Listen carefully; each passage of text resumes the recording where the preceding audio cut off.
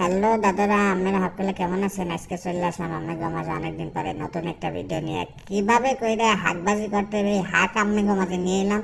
আসলে এই ধরনের হাঁক আমরা গ্রাম অঞ্চলে সকলেই দেখতে থাকি এবং আমরা রাস্তাঘাটে বনে বাদরে সব জায়গায় দেখি যে ধরনের হাঁক আছে। এখন এই হাঁক কিভাবে ভাজি করতে হবে, ভাজি করার জন্য আগে অবশ্যই আমাদের হাঁক তুলতে হবে। এই জন্য চলে আসলাম আমি মাঠের দিকে কতগুলো হাঁক টাক তুললে নিয়ে যাইতে হবে আমাদের বাড়িতে। এখন সেগুলোকে সুন্দরভাবে আইনা ধুইয়া পায় পরিষ্কার করে নেবেন, জানি কোনো ধরনের জীবাণু কোনো ধরনের পোকা জোকা যেন না থাকে, যেন ভাজির মধ্যে পোকা টোকা থাকলে কিন্তু ভাজির সাথে পোকাও খাই ফেলতে হইবে।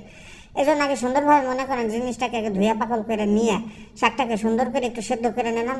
এই শাকটাকে মূলত সেদ্ধ করতে হবে, এইগুলো কিন্তু অন্য শাকের মতো না দাদা। এই শাকগুলো বনে বাজারে বেশি পাওয়া যায়, এই জন্য কিছু শুকনো মরিচ নিতে হবে। আপনারা চাইলে কাঁচা মরিচও ব্যবহার করতে পারেন, লাল মরিচ পাকা মরিচ যে ধরনের মরিচ আপনাদের পছন্দ সে ধরনের মরিচ আপনারা নিয়ে নিতে পারবেন।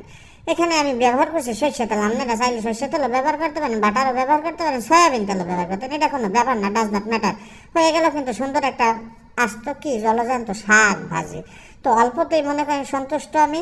যদি আমার ভিডিও ভালো লাগে থাকে অবশ্যই আপনারা সাবস্ক্রাইব করে লাইক কমেন্ট করে আমার ভিডিওর পাশে থাকবেন, এবং আমি নিত্য নতুন ভিডিও দিলে আপনারা জানি তাড়াতাড়ি পান, সেই জন্য সাবস্ক্রাইব করে পাশে থাকা বেল আইকনটারে বাজাই দেবেন। আল্লাহ